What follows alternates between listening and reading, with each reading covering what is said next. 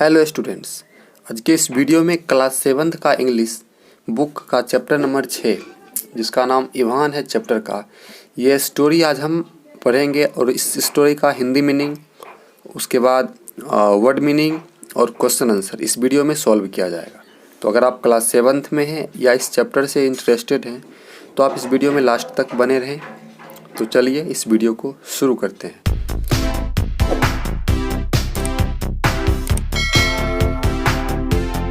तो चैप्टर 6 में चैप्टर का नाम है इवान। इवान किसी व्यक्ति का नाम है और उसी से रिलेटेड इस चैप्टर में कहानी दिया गया है। तो सबसे पहले वार्मर जान लेते हैं। देखिए वार्मर में जो होता है, जो क्वेश्चन दिया हुआ होता है वो उस चैप्टर से रिलेटेड दिया हुआ होता है। तो चलिए इसको समझते हैं।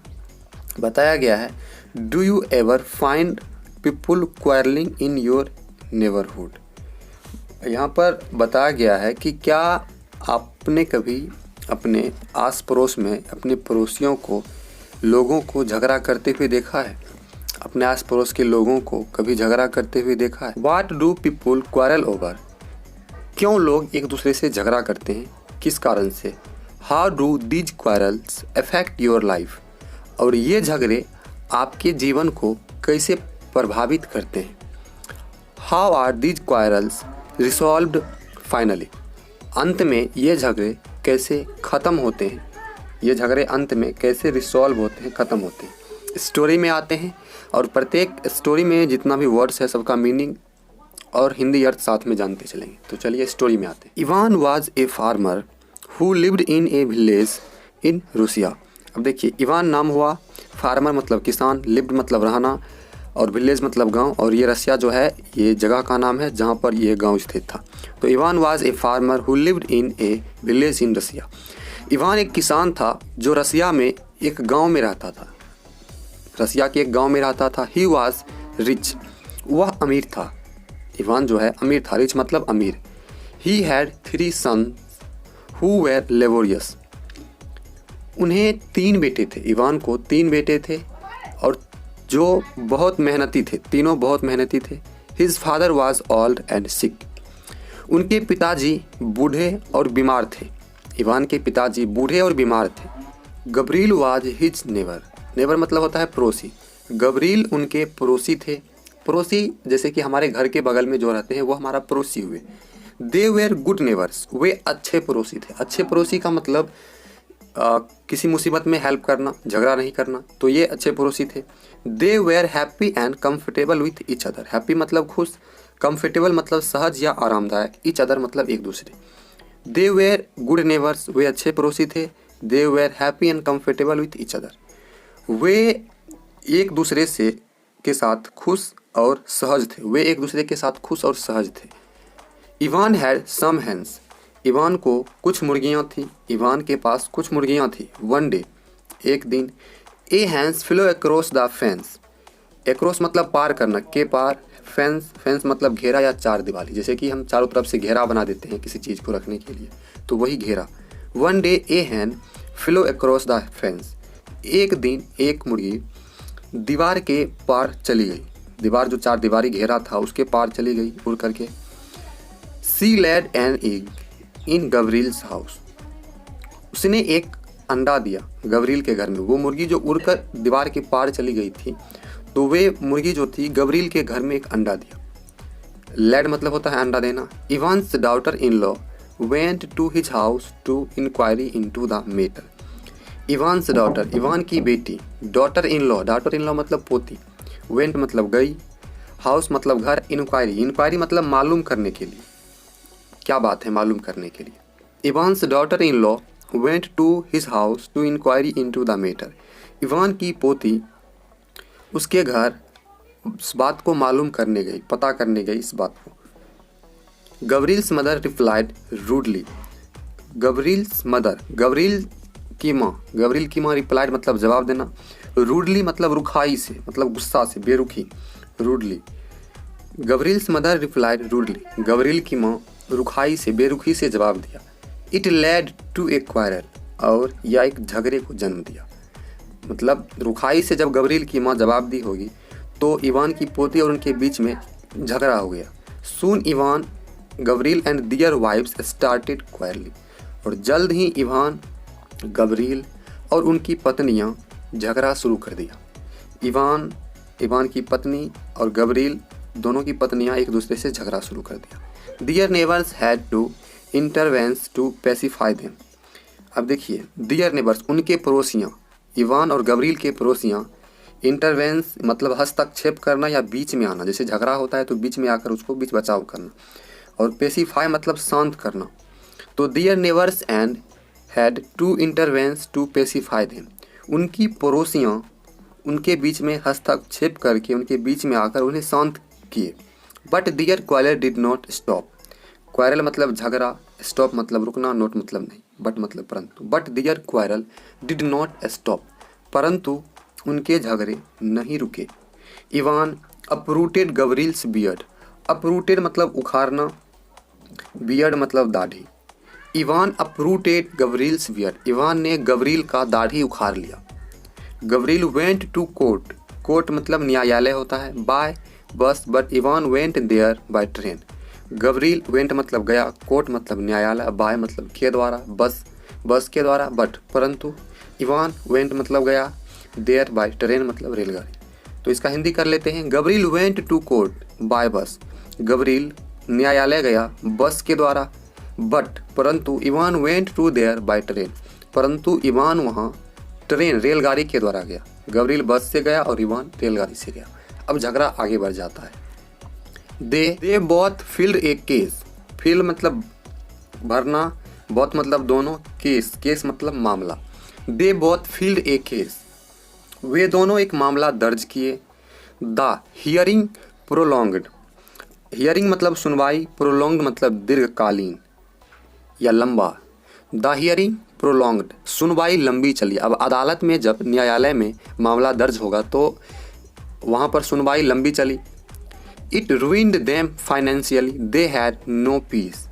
अब देखिए, रूइंड मतलब होता है बर्बाद करना, देम मतलब उन्हें, फाइनेंशियली मतलब आर्थिक रूप से, मतलब उनके पैसे जो हुए, रुपये जो हुए उसमें बहुत खर्च हुए। तो दे रूइंड देम फाइनेंशियली, वे उन्हें आर्थिक रूप से बर्बाद कर दिए। They had no peace, peace मतलब शांति, उन्हें शांति नहीं थी। झगड़ा करने के बाद जब केस हुआ तो वे एक दूसरे को बर्बाद कर दिया, अब उन्हें शांति नहीं थी। बहुत इंटरेस्टिंग स्टोरी है और इससे बहुत सीख मिलती है। अब स्टोरी को लास्ट तक देखिए। They were not happy now. अब वे दोनों खुश नहीं थे। अब वे खुश नहीं थे। क्यों खुश नहीं थे?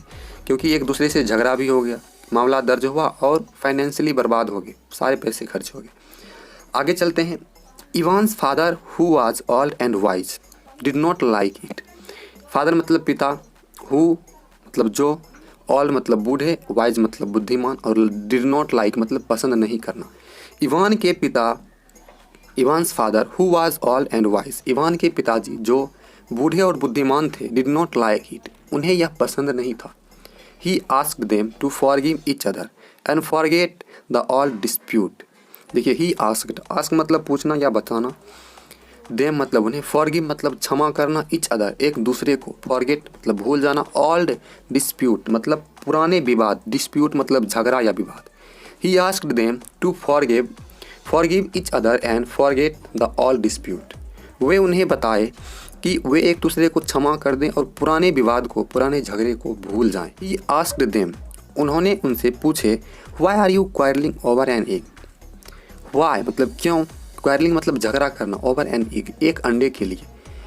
ही आस्क्ड देम, उन्होंने उनसे पूछे, why are you quarrelling over an egg, तुम क्यों एक अंडे के लिए झगड़ रहे हो, एक अंडे के लिए झगड़ा कर रहे हो। व्हाट्स इट वैल्यू, वैल्यू मतलब होता है कीमत, व्हाट्स इट वैल्यू, इसकी क्या कीमत होगी, इसकी, इस अंडे की कीमत क्या होगी।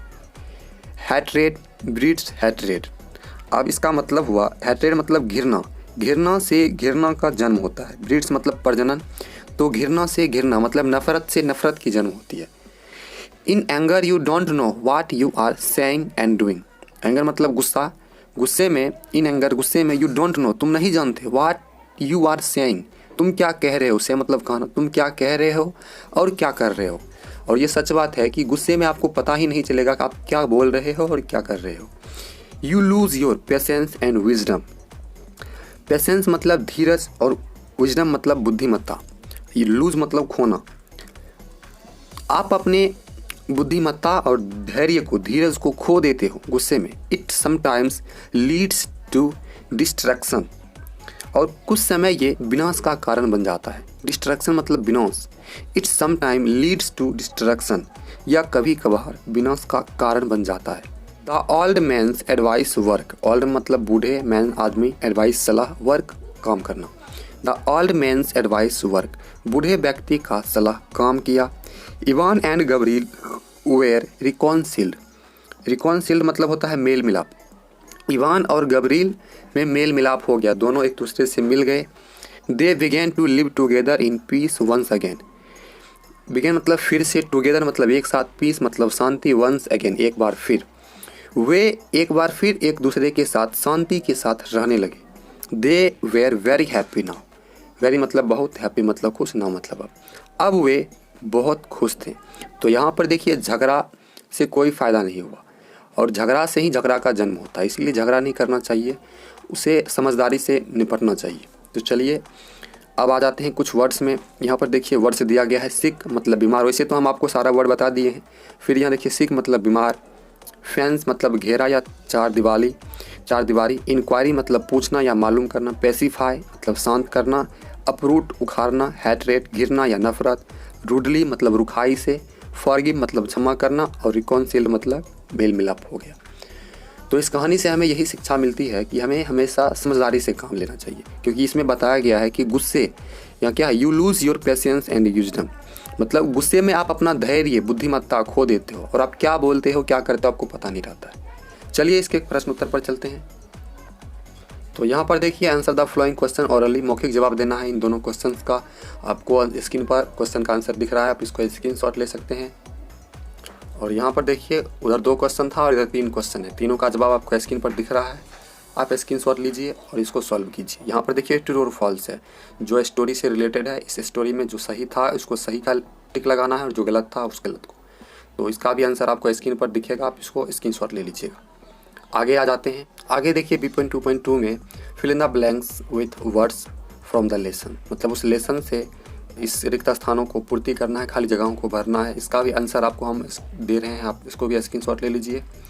अब आगे आ जाते हैं। यहाँ पर है arrange the following sentence in proper word order so that they make a complete story. यहाँ पर सेंटेंस दिए हुए हैं कुछ और इधर भी दिए हुए हैं, तो यहाँ पर बताया जा रहा है कि ये सेंटेंस जो है इनको प्रॉपर ऑर्डर में इसको सुटेबल करना है, ताकि ये एक ठीक ढंग से कंप्लीट स्टोरी बन जाए। तो इसका भी आपको सही करके हम स्क्रीन पर दे देंगे, आप स्क्रीनशॉट ले लीजिएगा। यहाँ पर देखिए B.2.4 में answer each of the following questions in not more than 15 words, मतलब 50 वर्ड से ज़्यादा में इसका आंसर नहीं देना है। ये 3 क्वेश्चंस हैं और इसका भी जवाब आपको हम दे देंगे स्क्रीन पर, आप स्क्रीनशॉट ले लीजिएगा। तो इस प्रकार से हमारा ये चैप्टर नंबर 6 खत्म हुआ, और चैप्टर नंबर 5 तक का वीडियो ऑलरेडी डाला गया है, आप उसको देख सकते हैं, हम लिंक डिस्क्रिप्शन में दे देंगे। तो ये वीडियो अगर वाकई आपको अच्छा लगा तो वीडियो को लाइक करें, और इसी प्रकार की वीडियोज़ के लिए हमारे चैनल को सब्सक्राइब करें। धन्यवाद।